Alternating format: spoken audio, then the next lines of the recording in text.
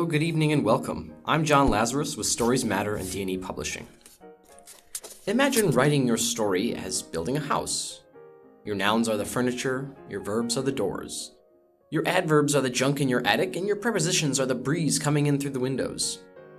World building, then, is the nails and the caulk that, pushes against the gravity to hold everything up.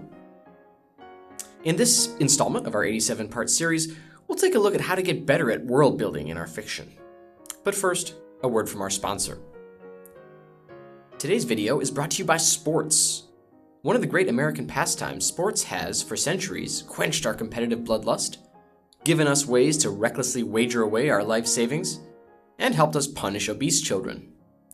Whether you're a third world Adonis in need of an excuse to defect to a better country, or a corpulent couch potato in need of a target at which to project impotent rage for wasting your life, sports has something for everyone.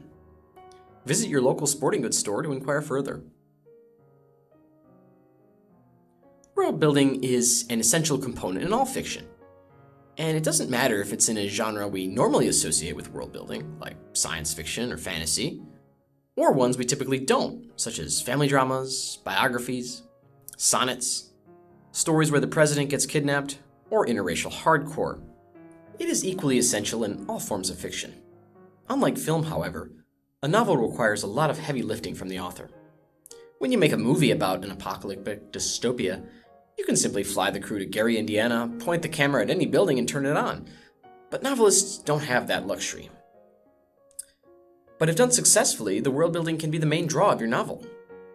If you removed Hogwarts from Harry Potter, for example, it's not likely many people would stomach a story populated by off-putting racial stereotypes or British children. Today we'll go over 5 steps to help you improve your world building. Step 1. Establish your rules.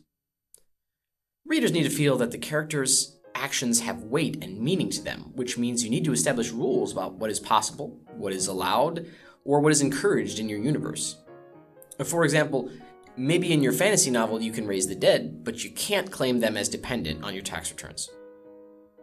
In my 2014 science fiction novel, Cloud Busting, by establishing that humans have technology to store backups of themselves on hard drives early in the novel, it then made sense why my 2 leads killed each other during sex every night. Step 2. Define the language and culture. Start by asking the important questions. Who are the inhabitants and what is their shared identity? Do they have religion and sacred customs? Is this a society that accepts or even encourages bestiality? Whatever your answers, characters with clearly defined cultural roles and beliefs will breathe life into your story. Now, there are, of course, a myriad of ways to do this. Depicting a celebration has been one of my go-tos. For example, a bris will teach the reader that your characters care about genital cleanliness and hoarding wealth. A cultural power is important as well. Ask yourself, who is the ruling class in this culture? Perhaps, for example, writers are admired as gods and showered with riches and harems of nubile young women who are willing to do anything totally for free. Step 3. Identify the history. Wars, migrations, explorations, and religious movements, thousands of years old, still have an impact on our lives today. Little kids, for example, still dress up as Napoleon every year on Halloween. And the American Civil War has given people who hate every single other possible hobby something to do on the weekend. So your world shouldn't be any different. Make 2 races hate each other because of past wars. Or better yet, make them hate each other because they both lay claim to a barren island with no resources or strategic value. Sci-fi writers need to constantly think about how technological progress changes history. Teleportation, for example, might make getting into strip clubs and brothels much more discreet. And quantum leaping might stop 9/11 or even the assassination of President Garfield. Step 4. Borrow from other authors. While, as a writer, you want to stand out in a crowd, it's not a bad idea to completely copy the other works of more successful writers. I mean, there's a reason they are successful and you aren't, and it's not just that their parents didn't tell them they were a mistake. But if you're one of those purists who gets their socks in a knot about blatant plagiarism, let the trope do the heavy lifting and then flip it on its head. Star Trek taught me that there are other stars and planets in outer space. So in my novel series, Planet Journey, I similarly write about a galactic confederacy.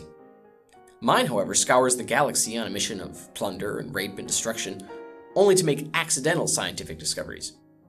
Or how about these ideas? A Middle Earth where the purest races are really tall. A Jane Austen-esque Georgian England where raunchy public fornication is the norm. A picture of Dorian Gray where the guy gets really ugly and the picture stays the same. Step 5. Question your world. Many believe the world is built off the questions and debates it inspires. In real life, our social reality is a constantly shifting entity in itself. We clash over questions like, which religion is the correct one? And do poor people really deserve to live? And what could possibly be causing all these gun deaths in America? Again, use your characters to question the conventional wisdom, the mores, the laws, and the systems that make up this world you built. If women aren't allowed the vote in your society, is it because they're too emotional, or because the mental exertion of voting will make them infertile? If there's, for example, a world-ending pandemic in your story, maybe your main character can ask, why is everyone acting so logically and rationally to contain it? That's all for this time. Please don't forget to hit that subscribe button. I leave you once again with our author quote of the week. See you on the next one. Thanks for watching.